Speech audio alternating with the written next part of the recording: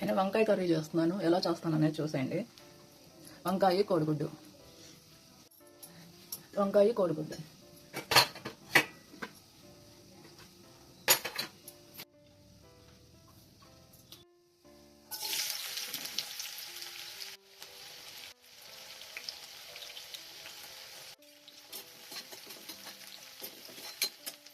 కొంచెం చికెన్ కూడా వేస్తున్నాను. వంకాయ చికెన్ కోడిగుడ్డు కర్రీ అనమాట. పూర్తిగా బాగా అవ్వలేదు.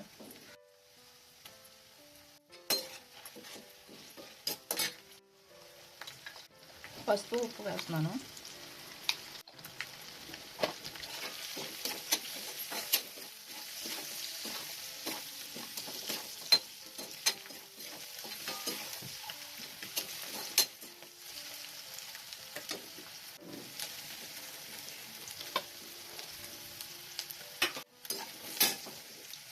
అల్లం వెల్లుల్లి కొబ్బరి అన్నమాట.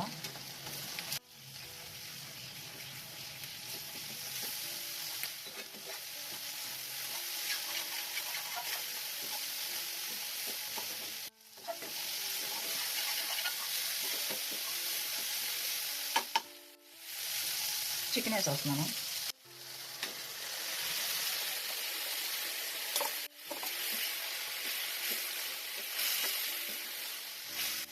ఇది నాటుకోడను, కాకపోతే నేను ఉప్పు కారం వేసేసి ఉడకేసేసి ఒక్కొక్కసారి కొట్టేటట్టుగానే బాక్స్లో పెట్టుకుంటాను.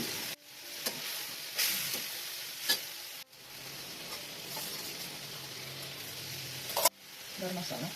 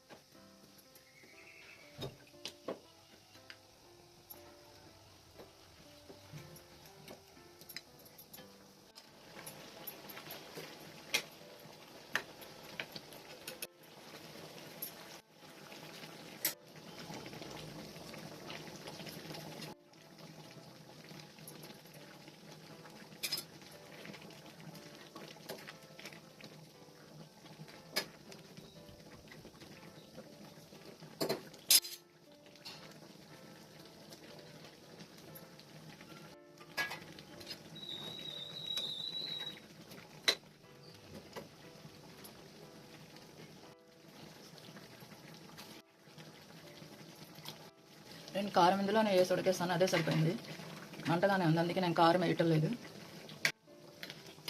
చికెన్ వేసి ఉడకేస్తాను.